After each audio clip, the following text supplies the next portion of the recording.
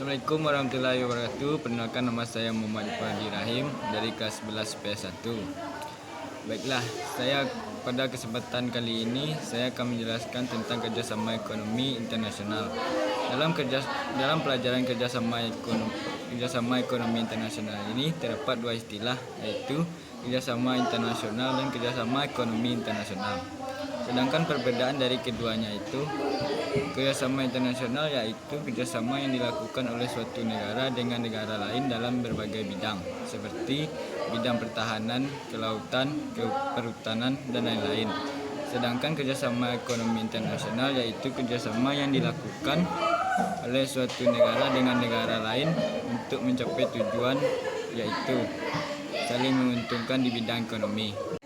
Sedangkan ada 5 faktor yang menyebabkan kerjasama internasional, yaitu perbedaan data geografis, yang kedua perbedaan sistem ekonomi, yang ketiga perbedaan sistem politik dan ideologi, yang keempat tuntutan era globalisasi, dan yang kelima keinginan suatu negara untuk mendapat dukungan dari negara lain. Adapun manfaat dari terbentuknya kerjasama ekonomi internasional ini, yaitu yang pertama kemajuan perekonomian, yang kedua meningkatkan pendapatan suatu negara, yang ketiga menstabilkan harga di suatu negara, yang keempat ahli teknologi, yang kelima memperluas lapangan kerja, yang keenam mempercepat pembangunan nasional.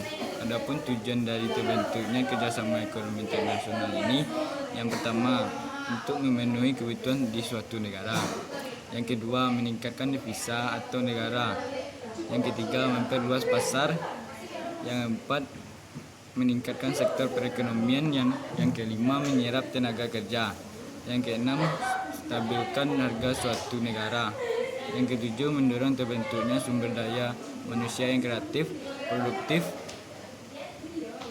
dan lainnya.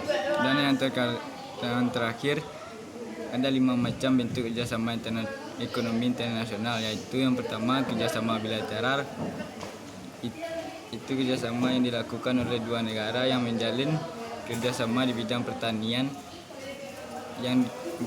Yang kedua kerjasama regional, yaitu dilakukan dalam suatu kawasan, atau kerjasama yang dilakukan dalam satu kawasan, yaitu seperti ASEAN.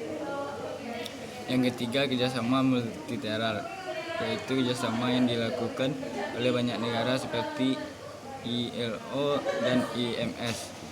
Yang keempat kerjasama antar regional, yaitu kerjasama yang dilakukan oleh dua kawasan seperti ASEAN dengan Uni Eropa. Yang kelima kerjasama yang dilakukan berdasarkan tujuan dan lapangan usaha seperti OPEC. Baiklah, itu dapat saya sampaikan. Semoga bermanfaat. Mohon maaf apabila ada kata-kata saya yang salah dan kurang menyenangkan. Wabillahi taufiq wal hidayah. Wassalamualaikum warahmatullahi wabarakatuh.